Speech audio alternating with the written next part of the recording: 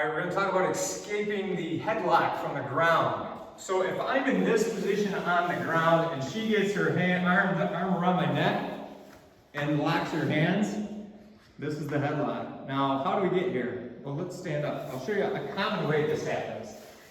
Is someone gets you in a headlock and they bulldog you down to the ground and then you end up here. So this is often how this happens. Or, let's say, this isn't a real good Jiu-Jitsu move, but people in Judo use it. They call it like keisakateme. But when she comes around, watch. The first thing I can do is just push the head.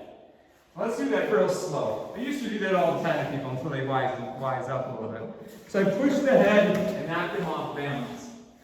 So as soon as they come in, the first thing I want to do too is get to my side. If I'm flat, I don't have a lot of leverage to do anything. So I always want to get on my side. But sometimes you'll be lucky enough to do that. And this next one will explain the reason why we don't use it in Jiu-Jitsu a lot as an offensive move. When she comes in, I can just straighten my arm out and then I'm on the back. Because this headlock is actually a neck lock. She needs to get that around my neck, and my head is bigger than my neck. So she controls me because I can't pull my head out. But if I extend my arm early enough when she goes to get around my neck, I take my neck out of the equation, extend my arm, and then get up on her back. So the headlock is good in a sense, but it's also bad because you're one step away from them being on your back, which is where you don't want them to, where you don't want to be. Now let's say she gets a little farther, she actually gets the headlock. I turn to my side, and you can lock the hands. So I turn to the side, and I get my frame. And notice how I frame up, but I can only go so far with my frame. So what I like to do once I get this, and remember I'm pushing on my wrist here, is I walk my hips away.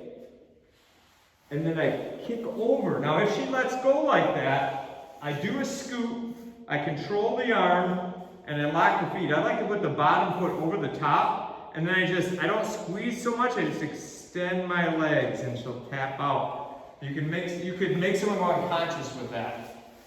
So that's like a leg scissor. That works more than you would think. Then we do this again. So we're in this position, and I'm pushing, and I'm scooting, and then I get this up, and let's say it happens again. But let's say maybe she even gets a hand in there, and it's not working. So my backup to that is I need to get my body on her and then shimmy around and get on top. So one thing I don't want to do that again. As soon as she comes and doing this motion, one thing I don't want to do after this, and she lets go, I don't want to do this. So let go with your arm for a second. I don't want to do this because she can get up. So let's go back there. So I leave my leg on until my body replaces it. So that's a backup. So I'd like to do the leg scissors. If it doesn't work, I'm going to put my body on it, take my leg off.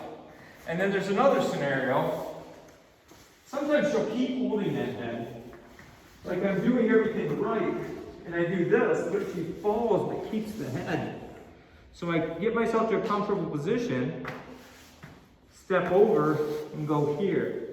And now I can grind the neck, or sometimes you can push the head north, so you don't have to pull on your neck so much, and then you can go to the arm bar, or just keep mount.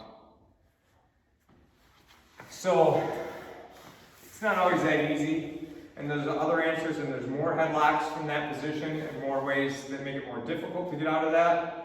But those are some basic escapes from the headlock when it goes to the ground.